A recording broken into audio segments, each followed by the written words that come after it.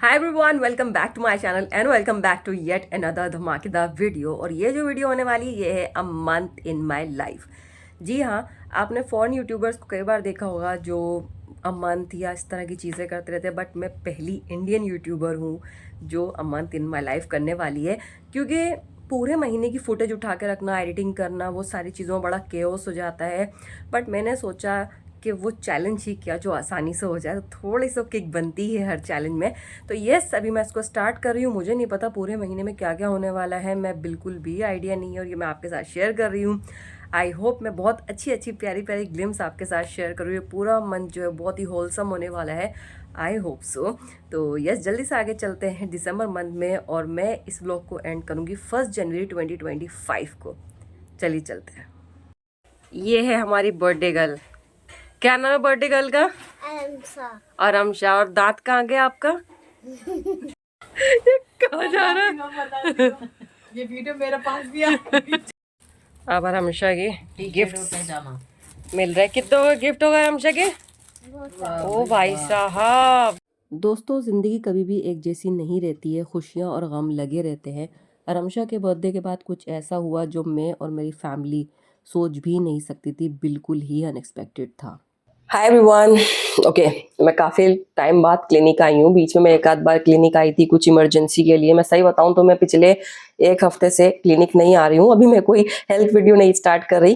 कभी आप सोचे कि मैं ऐसे लैब कोट में ऐसे सर्जिकल कैप वगैरह पहन के बैठी हुई हूँ, तो मैं क्या आपको बताने वाली हूँ। जब मैंने ये पूरा मंथ वीडियो स्टार्ट किया था, मुझे नहीं पता था कि इस मंथ में इतने उतार चढ़ाव आएंगे। मैंने सोचा था कि मैं आपको कुछ अच्छी अच्छी चीज़ें दिखाऊंगी, कुछ अपना घूमने फिरने का, कुछ शायद कुछ सेलिब्रेशन होंगे नए साल के, ऐसा कुछ फैमिली में शादी भी है उसके बारे में मैं आपको दिखाऊंगी। लेकिन अभी काफ़ी दिक्कत हो गई है फैमिली के अंदर, बिकॉज मेरे जो बड़े भाई हैं उनको हॉस्पिटलाइज कराना पड़ा। वो आईसीयू में एडमिट थे। और हुआ क्या, उनको एक्चुअली उनको लूज मोशन हुए, और काफ़ी बॉडी जो है वो लूज मोशन होते होते डिहाइड्रेट हो गई, और इतनी हो गई कि उनको इमरजेंसी में हमें लेके जाना पड़ा। और डॉक्टर ने बोला कि इनको आईसीयू में रखना पड़ेगा क्योंकि हालत बहुत ज़्यादा ख़राब है। हर कोई भी यकीन नहीं कर पा रहा था, क्योंकि जिनको हमने एडमिट कराया उनकी रिपोर्ट्स भी ओके आती हैं। वो इतने हेल्दी पर्सन है, कभी उनको दवाइयाँ खाने की ज़रूरत नहीं पड़ती है। वो ज़्यादातर प्राकृतिक तरीके से ही अपना उपचार करते हैं, आयुर्वेदिक दवाइयाँ ज़्यादा प्रेफर करते हैं। ऐसा इंसान इतना बीमार पड़ जाए, बड़ा अजीब लगता है। तो यस, आज मैं क्लिनिक आई हूँ और भाई जो है घर पे आ गए हैं। मैं सोचा कि ठीक है, हालांकि मैंने हॉस्पिटल में कोई भी ऐसी वीडियो वगैरह बनाना मुझे अच्छा नहीं लगता है, क्योंकि आप समझ सकते हैं कि वहाँ पे इंसान को खुशी में तो जाएगा नहीं, परेशानी में ही जाएगा। और एक बड़ा बुरा, समझ लीजिए बड़ा भारी वक्त था हमारे पूरे परिवार के लिए, मेरे लिए भी। हालांकि डॉक्टर्स को ये सब चीज़ें देखने की आदत होती है, लेकिन एक वो बात है कि जब कोई सब ब्लड रिलेशन में कोई इस तरह की प्रॉब्लम हो तो आपका जो नज़रिया है चीज़ों को देखने का वो थोड़ा सा चेंज हो जाता है। और ये सभी वो आ गए हैं, लेकिन हाँ थोड़ा सा फिजिकली काफ़ी वीक है भाई, और रिकवर करेंगे। मैंने सोचा कि क्यों ना मैं आप सबको भी बताऊं कि क्या क्या ज़िंदगी कभी भी, मैं एक चीज़ बताऊं दोस्तों, ज़िंदगी कभी भी ना सीधे सीधे नहीं जाती है, और कभी ग्राफ ऐसे भी नहीं जाएगा, ऐसे रोलर कोस्टर की तरह जाती है। और मेरे साथ भी ऐसा ही कुछ हुआ है।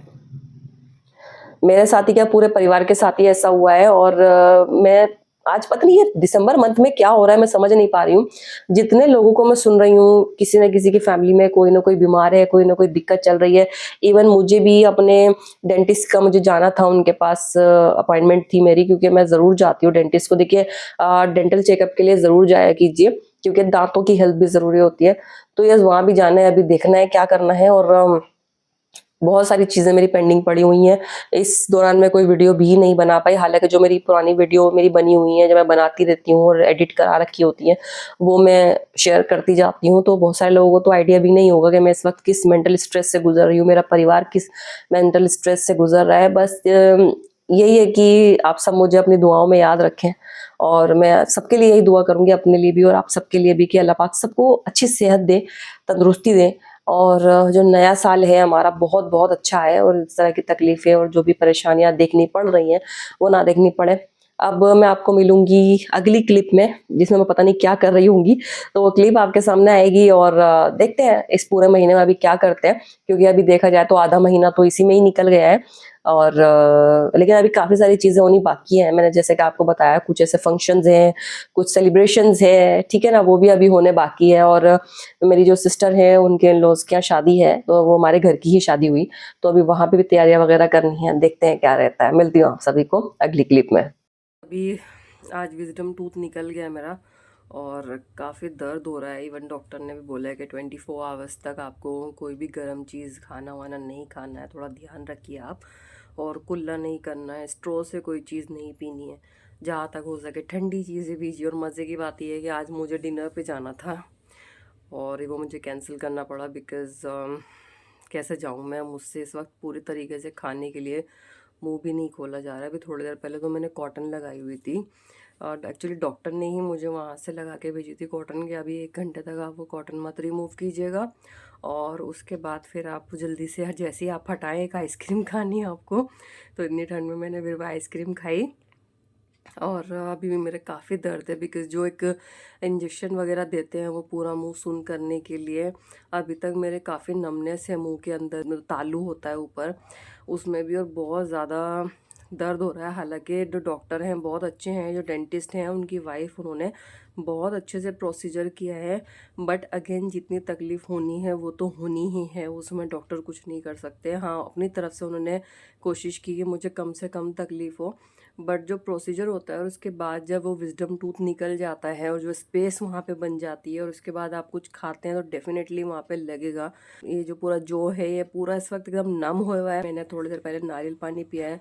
मैं कोशिश कर रही हूँ कि मैं इसी तरीके का लिक्विड वगैरह कंज्यूम करूँ, कोई भी ऐसी चीज़ ना खाऊं जिसमें मुझे बहुत जान लगा के चबाना पड़े। 24 आवर्स की बात है और उसके बाद आई होप मेरा जो दर्द है वो कम हो जाएगा।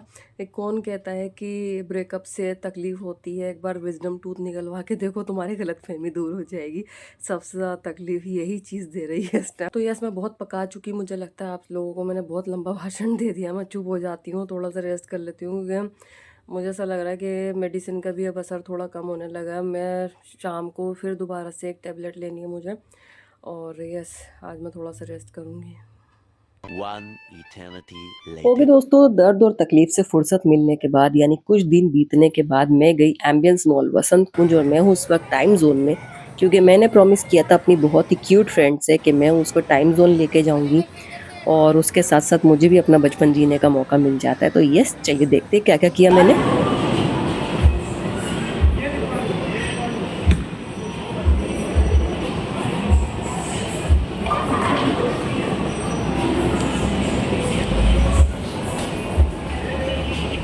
दोस्तों अभी जो है क्रिसमस सेलिब्रेशन चल रहा है, तो आप देख सकते हैं कि मॉल को कितना प्यारे तरीके से सजाया गया है और बहुत ही प्यारे इवेंट भी यहाँ पर चल रहे थे। ये नज़ारा है फर्स्ट फ्लोर से, बहुत ही खूबसूरत लग रहा है।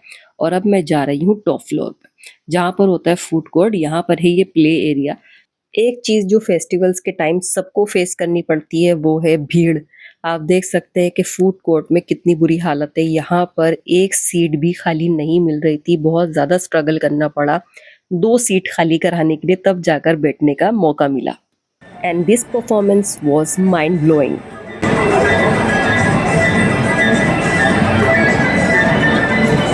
उसके बाद मैं गई हेमलीज यानी बच्चों के लुई वुइटन, क्योंकि मुझे लेने थे कुछ गिफ्ट्स।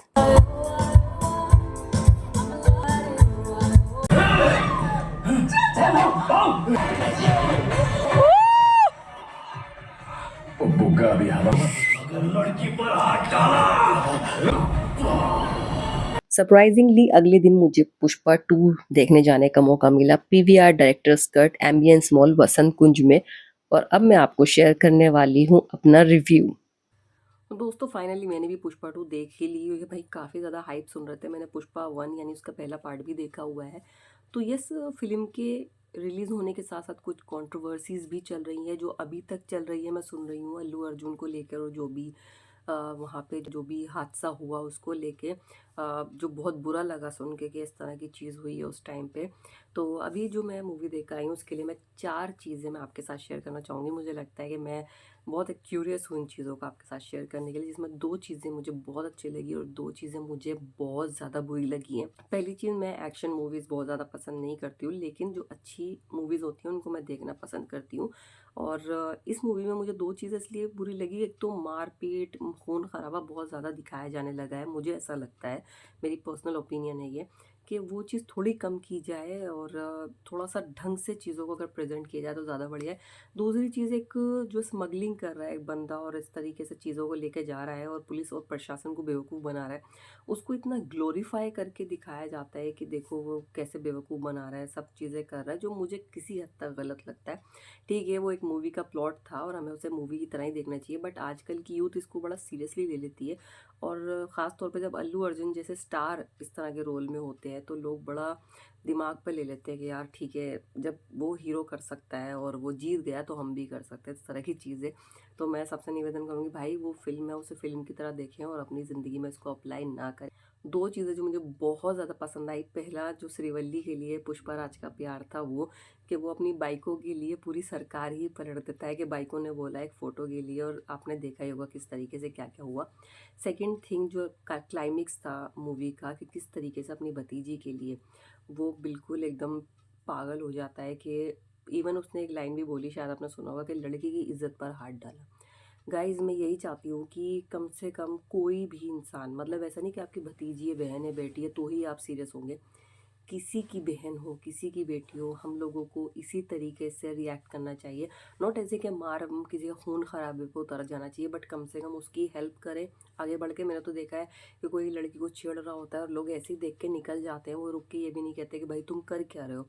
तो यस, इस चीज़ के लिए थोड़े से अगर कानून बनाए जाए, और हम भी भारतीय नागरिक होने के नाते साथ ही साथ हमारी सरकार भी कुछ ऐसे कानून बनाए कि लड़कियों की सेफ्टी को लेके, तो मुझे लगता है कि इस चीज़ पे हम लोग काम कर सकते हैं। तो यस, ये था मेरा रिव्यू। हालांकि मैं कोई मूवी क्रिटिक नहीं हूँ, बट यस मैं आपके साथ शेयर करना चाहती हूँ, तो इसलिए मैंने आप सबके साथ शेयर किया। दोस्तों अभी मैं हूँ एग्जेक्टिव फार्म में और यहाँ पर हो रही है लॉयन क्लब डेली वेज की पार्टी। आप देख सकते हैं कि काफी सारे लॉयन मेंबर मेरे पीछे मौजूद हैं और काफी मजा आ रहा है। काफी सारे मेंबर्स यहाँ पर आए हुए हैं, काफी इंजॉय कर रहे हैं और लॉयन क्लब डेली वेज इस तरह की पार्टीज अरेंज करते रहते हैं, चाहे दिवाली हो, क्रिसमस हो, होली हो या कोई भी अदर स्पेशल ओकेजन हो, फेस्टिविटीज हो, तो बड़ा मजा आ रहा है। और अभी काफी, मुझे नहीं पता मेरी आवाज ठीक से आ रही है नहीं आ रही है, क्योंकि पीछे काफी तेज म्यूजिक बज रहा है, तो आई होप मेरी आवाज आ पा रही होगी। तो आज मुझे यहाँ पे आना था और काफी यहाँ पे बहुत अच्छा फूड, म्यूजिक, एवरीथिंग, काफी सारी चीजें बच्चों के लिए स्पेशली काफी सारी अरेंजमेंट्स की गई हैं।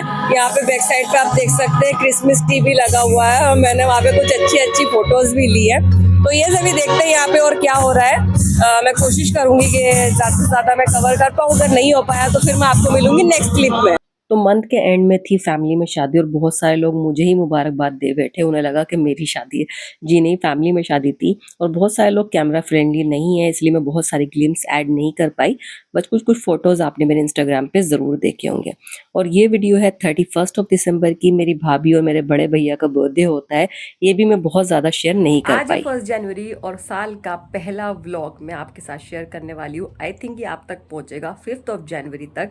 तो मेरी तरफ से, मेरे पूरे ओजस परिवार की तरफ से आप सभी को नया साल बहुत बहुत मुबारक। मैं यही दुआ करूँगी कि जो भी आपकी दुआएं हैं, गोल्स हैं, आपकी हेल्थ को लेके, पैसों को लेके, या कोई भी आपका ऐसा काम है जो रुका हुआ है और आप उसको फुलफ़िल करना चाहते हैं 2025 में, मेरी दिल से दुआ है कि आपकी सारी की सारी मनोकामनाएं, जो भी अच्छी अच्छी आपने अपने लिए, अपने परिवार के लिए सोची हुई है, वो सब पूरी हो। और 1 जनवरी को ह्यूमन केयर की टीम पहुंची एम्स हॉस्पिटल और वहां पे हमने डिस्ट्रीब्यूट किए ब्लैंकेट्स सभी ज़रूरतमंद लोगों को। ओके दोस्तों, तो अभी हम लोग आ गए हैं एम्स हॉस्पिटल से ब्लैंकेट डिस्ट्रीब्यूशन के बाद। आप बिलीव नहीं करेंगे, जो मरीजों के अटेंडेंट्स होते हैं जो उनके साथ हॉस्पिटल में उनकी देख रेख के लिए रुकते हैं, वो वार्ड का जो गैलरी होता है वहाँ पे सो रहे होते हैं, क्योंकि ऑफकोर्स इतनी जगह नहीं होती है और जो वार्ड्स होते हैं ऑलरेडी इतने ज़्यादा फुल होते हैं कि वहाँ पे अटेंडेंट्स को नहीं रोका जा सकता। दूसरी रीज़न ये भी होता है कि उनको इन्फेक्शन ना लग जाए, इसलिए उन्हें अंदर अलाउ नहीं किया जाता है। तो वो वहाँ गैलरी में ही सो रहे होते हैं।